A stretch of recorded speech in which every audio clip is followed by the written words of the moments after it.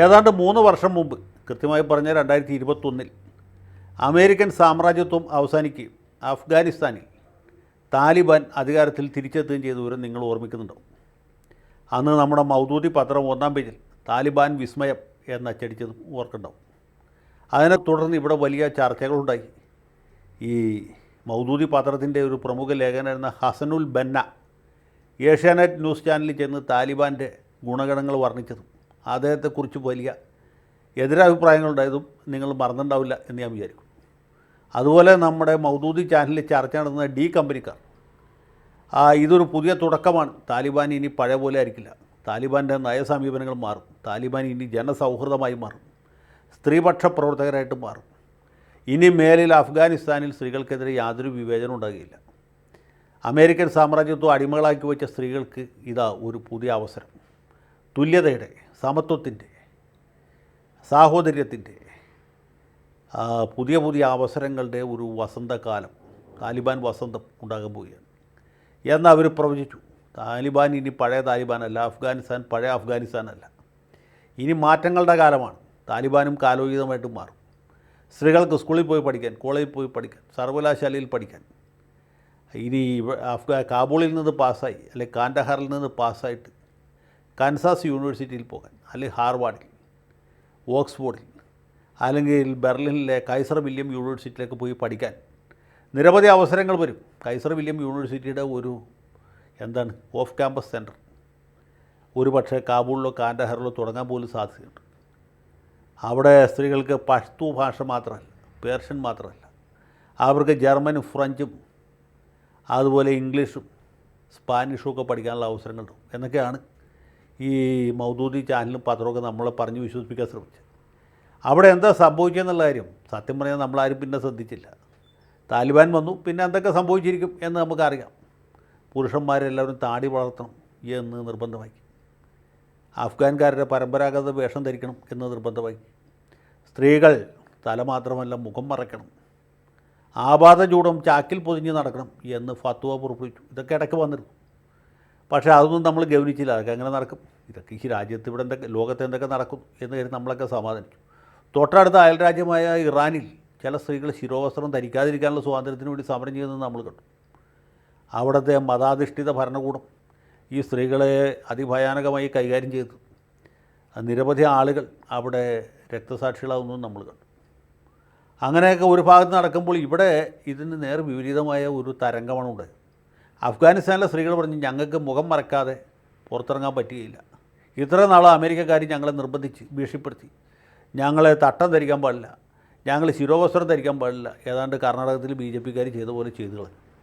അതുകൊണ്ട് ഞങ്ങൾക്ക് ബുർഖ ധരിക്കണം, ഞങ്ങൾക്ക് പർദ്ദ ധരിക്കണം, ഞങ്ങളുടെ മുഖം വേറെ ആരും കാണാൻ പാടില്ല, ഞങ്ങളെ തന്നെ വേറെ ആരും കാണുന്നത് ഞങ്ങൾക്ക് ഇഷ്ടമല്ല, ഞങ്ങൾ വീട്ടിൽ നിന്നുള്ള, ഞങ്ങൾക്ക് സ്കൂളിൽ പോകണ്ട, ഞങ്ങൾക്ക് സ്കൂളിൽ പോകണ്ട, ഞങ്ങൾക്ക് കോളേജിൽ പോകണ്ട, ഞങ്ങൾക്ക് യൂണിവേഴ്സിറ്റി പോകണ്ട, ഞങ്ങൾക്ക് കൈസർ വില്യം യൂണിവേഴ്സിറ്റിയിൽ പോകണ്ട, ഞങ്ങൾക്ക് ഹാർവാർഡിലും പോകണ്ട, യെയിലിലും പോകണ്ട, ഓക്സ്ഫോർഡിലും പോകണ്ട, കേംബ്രിഡ്ജിലും പോകണ്ട, ഞങ്ങൾ വീട്ടിലിരുന്നോളാം, ഞങ്ങൾക്ക് തറാവറ പഠിക്കേണ്ട ആവശ്യമില്ല, ഞങ്ങൾക്കൊന്നും പഠിക്കേണ്ട ആവശ്യമില്ല, ഞങ്ങൾ ഇങ്ങനെ വളരെ സന്തോഷമായിട്ട് ജീവിച്ചോളാം. അപ്പോൾ താലിബാൻകാർ ചോദിച്ചു, നിങ്ങൾക്ക് പാട്ട് കേൾക്കണോ? അവർ പാട്ട് കേൾക്കാൻ താല്പര്യമില്ല, ഞങ്ങൾക്ക് റേഡിയോ കേൾക്കണ്ട, ഞങ്ങൾക്ക് പാട്ട് പാടണ്ട, ഞങ്ങൾക്ക് പടം വരയ്ക്കണ്ട, ഞങ്ങൾ വളരെ സ്വസ്ഥമായിട്ട് സമാധാനപരമായിട്ട് വീട്ടിൽ തന്നെ ഇരുന്നോളാം, അങ്ങനെ വീടാണ് ഞങ്ങളുടെ സ്വർഗം. അതുകൊണ്ട് താലിബാൻകാർക്കും വലിയ സന്തോഷമായി. അവർ പറഞ്ഞു അതാണ് നല്ലത്, നിങ്ങളെല്ലാവരും പരപുരുഷന്മാരുടെ മുൻപിൽ ഒരിക്കലും പ്രത്യക്ഷപ്പെടാൻ പാടില്ല, നിങ്ങൾ വളരെ നേരിയ വസ്ത്രങ്ങൾ ധരിക്കാൻ പാടില്ല, വളരെ ഇറുകിയ വസ്ത്രങ്ങൾ ധരിക്കാൻ പാടില്ല. അങ്ങനെ അനവധി ഫത്വകൾ പാസ്സാക്കി.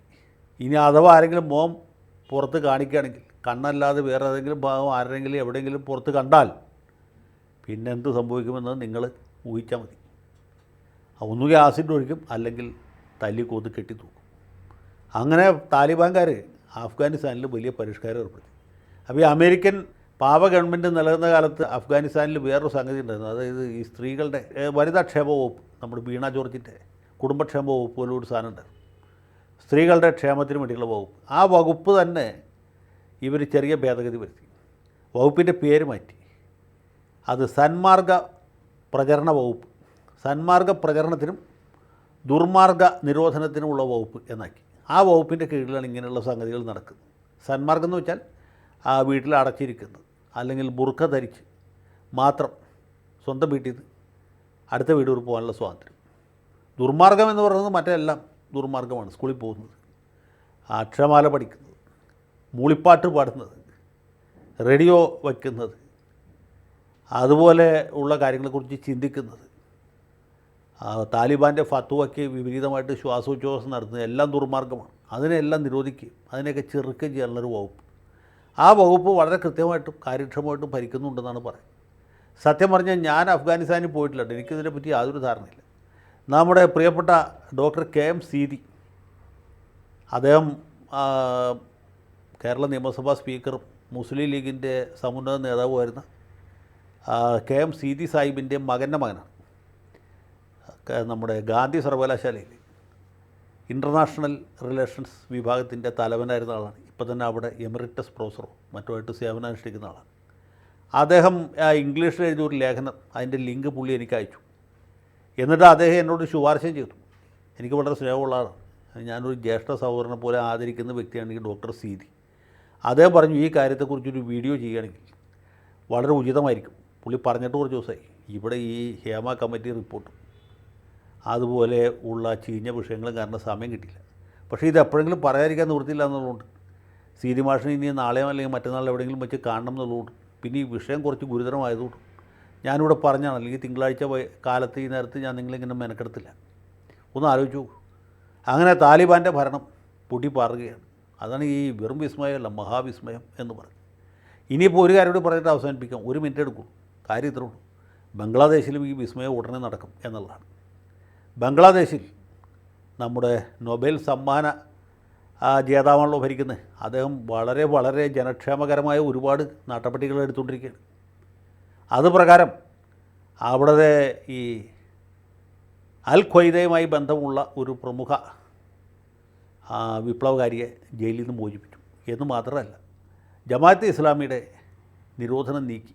സത്യം പറഞ്ഞാൽ ജമാഅത്തെ ഇസ്ലാമിക്കാരുടെ പുറകിൽ നിന്നുള്ള ഭരണമാണ്, അവരുടെ പിൻ സീറ്റ് ഡ്രൈവിങ്ങാണ്. ഇദ്ദേഹത്തെ മുമ്പിൽ വെറുതെ ഭംഗികരിത്തേക്കാണ്. ഈ ഓണത്തിന് തൃക്കാക്കരപ്പന ഉണ്ടാക്കി വെക്കുന്ന പോലെയാണ്. ഈ മുഹമ്മദ് യൂനിസിനെ അവിടെ മുഖ്യ ഉപദേഷ്ടാവായിട്ട് വെച്ചിട്ടുണ്ട്. പുള്ളിക്ക് യാതൊരു കൺട്രോളും ഇല്ല.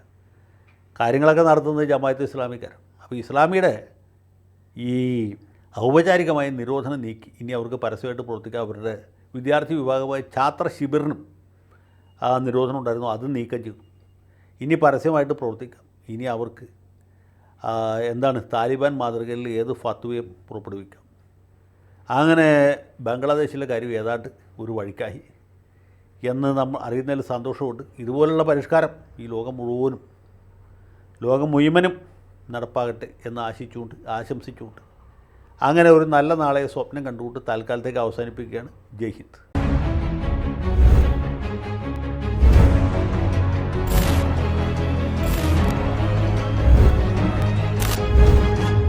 കൂടുതൽ വാർത്തകളും വിശേഷങ്ങളും നിങ്ങളിലേക്ക് എത്താൻ ABC മലയാളം സബ്സ്ക്രൈബ് ചെയ്യുക, ബെൽ ബട്ടണും അമർത്തുക.